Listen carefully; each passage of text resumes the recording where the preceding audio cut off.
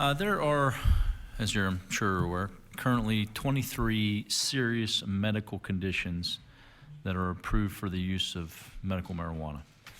I have a litany of questions here. First is, how are we ensuring that individuals are receiving the correct ratio of CBD and THC, which will address their specific symptoms? And how are we ensuring that the specific product that might be grown by a grow processor is getting into the hands of those patients that need that specifically for their ailments? So I'm happy to start, and then if Dr. Johnson or Pete would like to jump in, please do. So overall, the decision of what type of product a patient should use for given their approved disease is really left up to a discussion between the clinician and the patient. The department doesn't have involvement in that. Sorry, I'm so sorry. I just blanked on the second part of your question. The question of how are we ensuring that the specific product is getting into that area? Yeah. Or into the hands of those people that need that specifically? Yeah, so I think that is certainly one of the concerns that we have around the dry leaf shortage that we're starting to see. Ultimately, this is a marketplace, and so some of this is up to the free market. We track very closely what product is available where so that we understand if and when there is patient hardship that is occurring. We do try to maximize the land that is available for growing and creating different types of products, but ultimately that is up to the market at this time. If a specific patient was not able to get the specific product that they needed, would they be able to reach out to your department to at least notify you, or would you be willing to, I guess let me back up, do you have any type of process or protocol in place that if somebody would call your department and say, look, I have Crohn's disease, I cannot get the specific product that I need in my area, can you help? Is there anything in place that you have for that?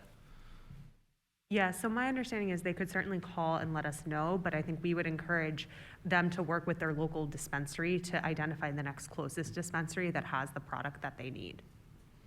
And then further, if that dispensary did not have that, is there anything that your department could do to ensure that a dispensary may be buying off of a specific grower or processor?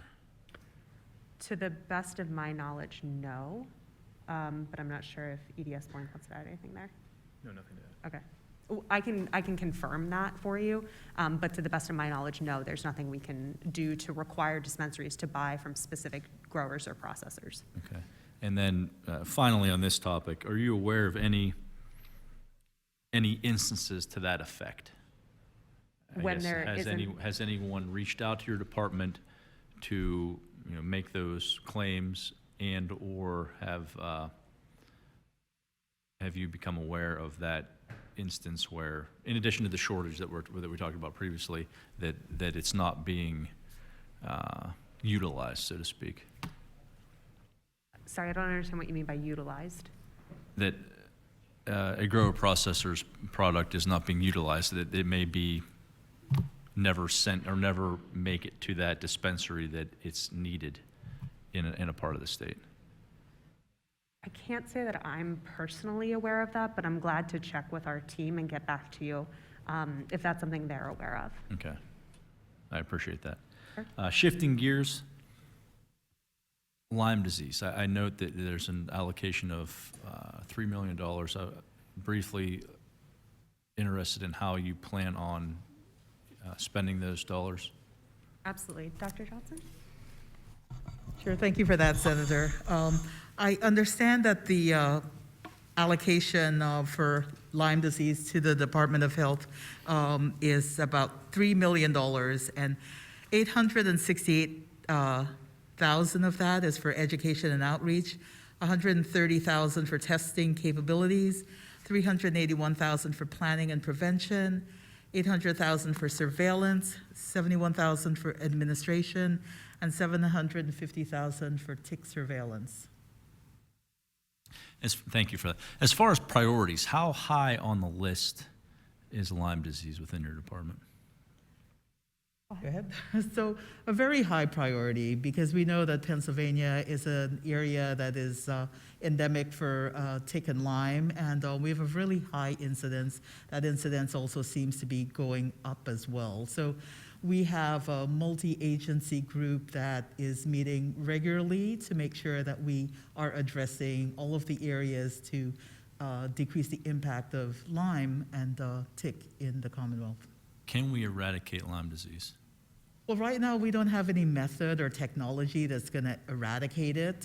We know that there's a lot of research going on looking at that, but there's nothing that we have right now that is not going to negatively impact wildlife or people to be able to eradicate it. So we really have to focus on the prevention efforts, raising awareness and making sure that people are taking the correct precautions when they go out in the woods or their front yard.